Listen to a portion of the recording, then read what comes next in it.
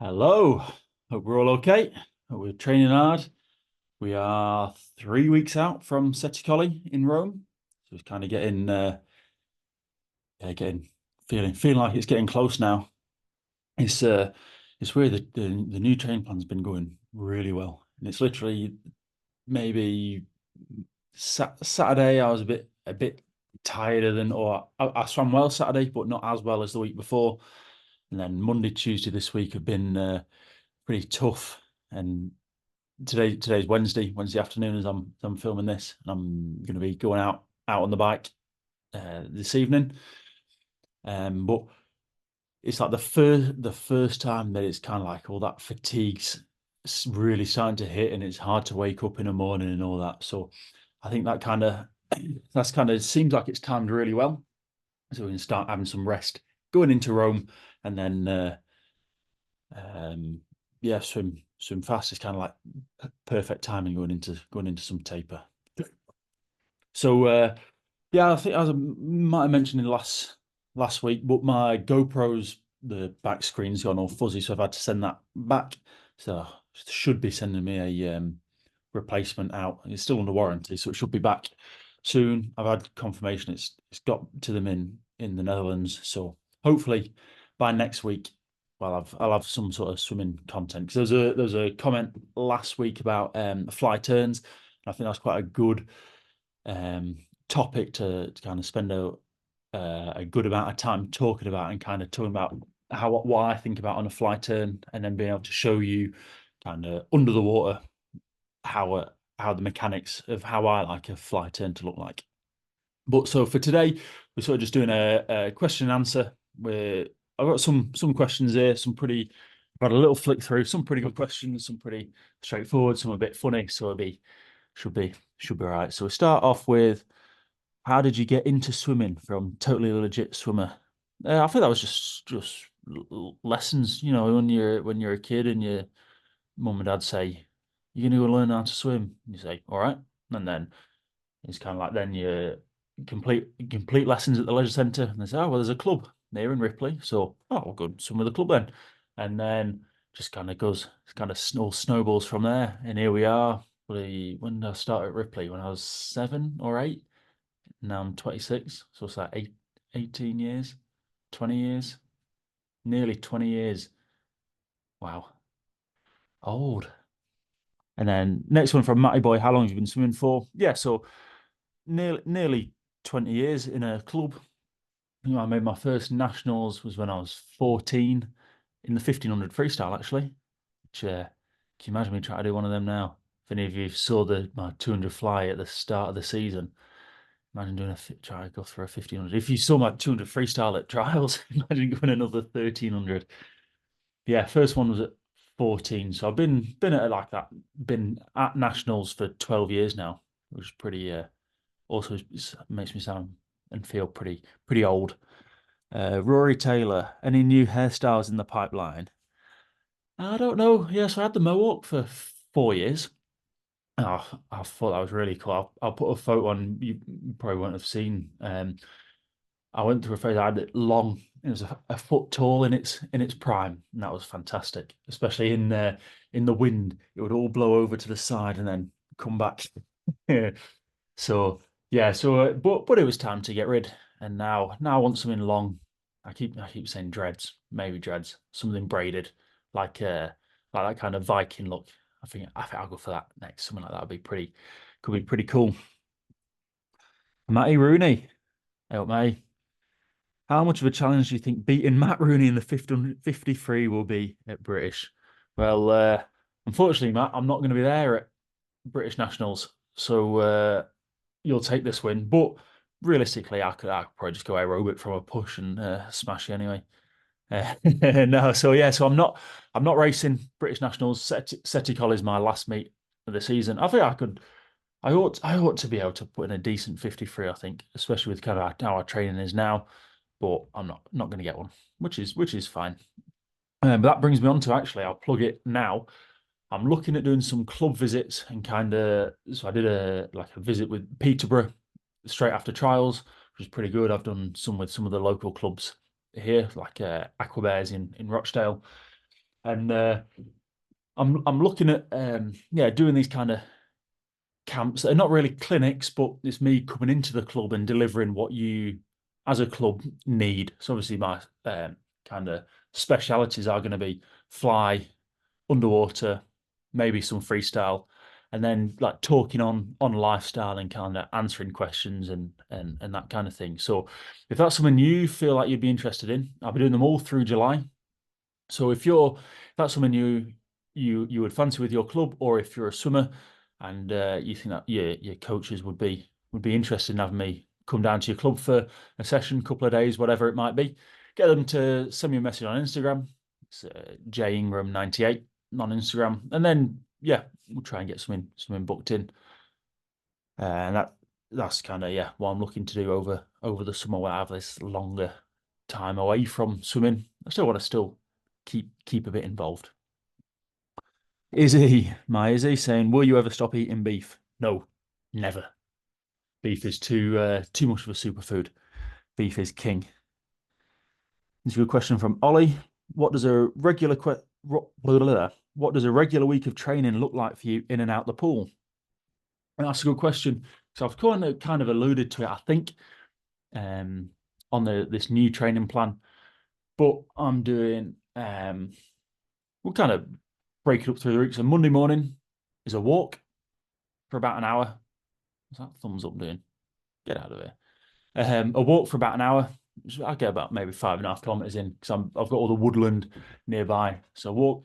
Monday night is upper body lifting in the gym and something fast in the pool. So at the minute it's been like race pace into speed or race pace into power, or in fact this Monday was race pace with some speed and some power, which is maybe why it's kind of done me in a little bit. Tuesday morning a walk. Tuesday night is a lower body in the gym, which I did the video on a couple of weeks ago, I think. And then kick in the pool. Wednesday morning aerobic, nice and really low level. Again, that was the video last week actually, wasn't it? So pretty low level.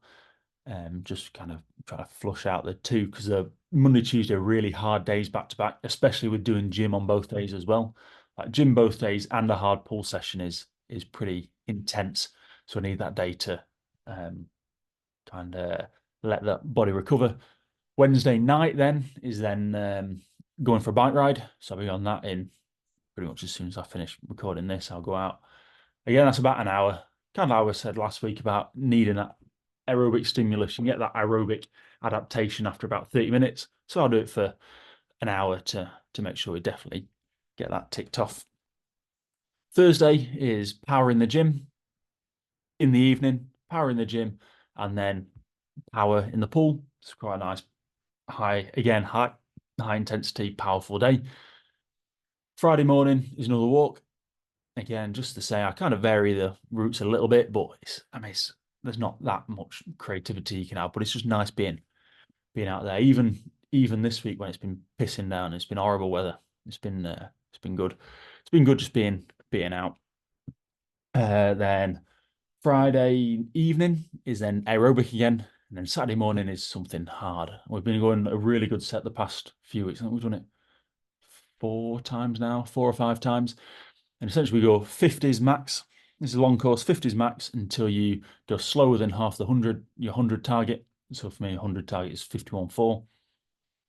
So until you're slower than 25.7. And then 35s going 35% of that 100 time, and then 25s.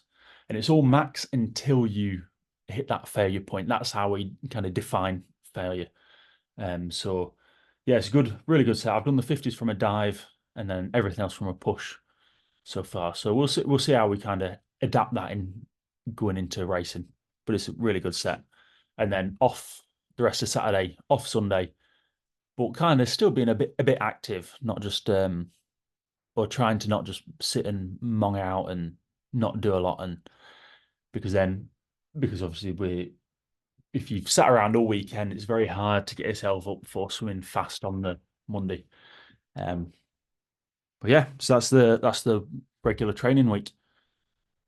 Lauren, when will the GoPro be back working for the backstroke starts? Yeah, because my backstroke starts are pretty fantastic. I did that 50 back the other week, and I just don't know what I'm doing. It's just alien. So maybe I'll get a video of them, one of them for some entertainment. Calvin, big Calvin, going to Europeans. What a man. There, your top three rock bands. Hmm. So top three is pretty hard. I'll go for Motionless in White, being as I've got the t-shirt on. I'm a big fan of Five Finger Death Punch. I really like them. And I said, tell you what, who I've been liking actually. Me and Calvin listened to a few of the songs when we were on the camp with England over in January. Was Dropkick Murphys. I really like them kind of Celtic rock. Yeah, pretty good. So let's say them three at the minute. Motionless in White, Five Finger Death Punch, and Dropkick Murphys. Uh, Now we've got Ruben. Is Ruben the best teammate you've ever had? Yeah, because I smashed him every session. Next. Yeah, next. So Tom Tom Rust, really good, really avid supporter of the YouTube. So I appreciate you, Tom. Uh, Says what made me start a YouTube channel and what are my goals for the channel? So good question. So really the kind of why did I start it was there are a few people who do swimming content on YouTube, but I found that none of them really provided what I wanted to watch. So I watched a lot of bodybuilding a few years ago, and bodybuilding is really good for people showing you, here's me training, here's me eating, here's how I live my life to be able to look like this on a stage.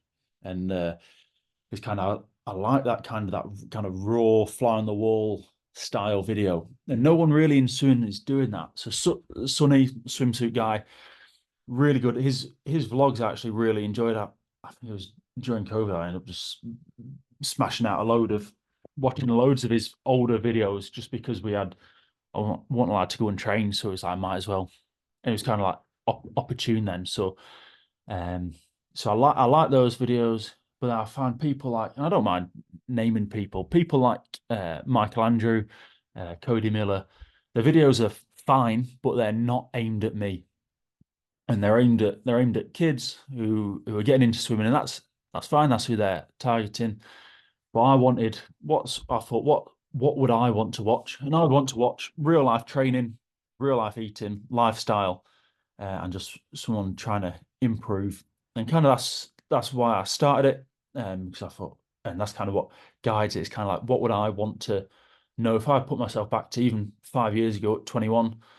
What would I want to know? What would I be interested in? What would help me as a swimmer? And kind of goals wise, it's really that is just like helping people because like it's no secret that I was all right as a junior swimmer, but not good enough to be like international. And then so I've had to figure out how to swim fast. So I think if we can kind of I've got this knowledge that I've kind of accrued from what I've had to learn myself, if I can kind of spread that through and help other people that are to if they're here to help them get here to whatever their goal might be, then that's pretty good. And then and then you use that really to try and get a business. Like I said, like with this, trying to do club visits, keep me in the sport and not having to leave to work or anything like that in the future. Doing some mentoring now. So if you're interested in mentoring as well, go to my website. It's jingramswimming.com. Go and have a look at the website. Go and fill in the contact form, and yeah, I'd love to start working with more people and kind of helping them alongside what they're doing in their club programs to help them be better athletes. But yeah, good questions there, Tom. Very good questions. Our last one, we've got a load from Rob Shaw. Again, good, very consistent commenter and support of me on YouTube and on Instagram. So cheers, Rob. So he's asked, favorite set for underwater. So he's got 4 questions. We'll start with favorite set for underwater. And because he posted quite early, I'm kind of having a think. Now I think we can break the underwater down into 3 components. So for underwater, we need great technique, we need great power, we need great endurance and that repeatability. So For technique, I like dead simple 825s, put some fins on and just do different drills. So I like really massive kicks, really tiny kicks, kind of arms by the side, just forcing the upbeat of the kick.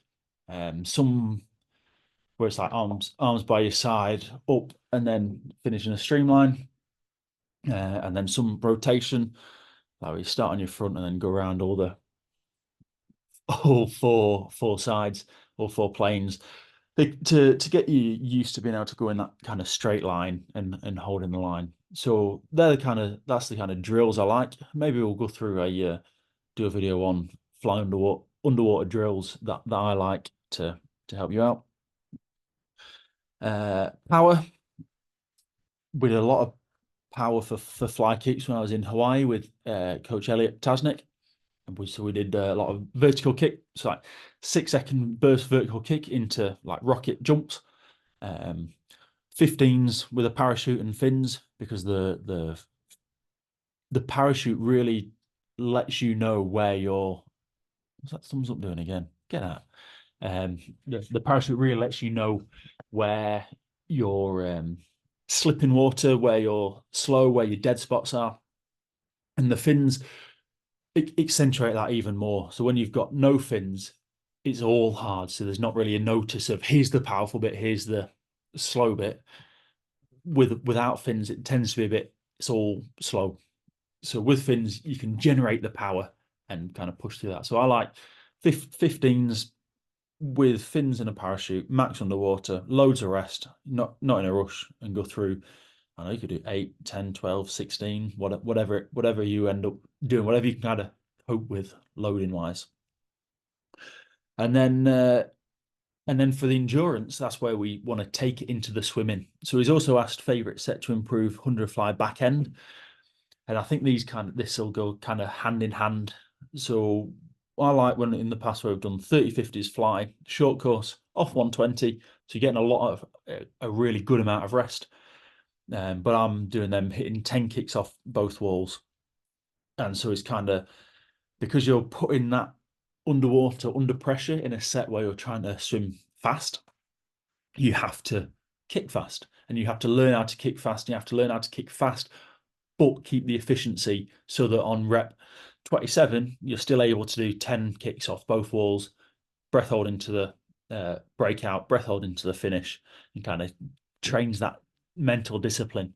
Because a lot of the people, when you and I fall into the same kind of trap as well, is that when you feel like you need a breath, suddenly that's all you can think about is I need to breathe, I need to breathe, I need to breathe. But if you can kind of almost like push through that, or you do your fly kicks regardless, then that's when you get the big improvement. So yeah, so a set there for technique, a set for power, and a set for the transfer. And another set for the 100 fly back end. I think the one I mentioned earlier with the Saturday mornings, I think that's going to transfer pretty well. Because again, it's the repeated efforts at that skill level, at that intensity, that semi-replicates that second 50 of that 100 fly. Then we've got short-term goals. So our short-term is just PB at Seti Collie. That's all I want. If I go 51.97, fine, happy. Can end the season happy. And then Olympic trials in 4 years' time, we'll see. We'll see. So I want to make the world's team next year.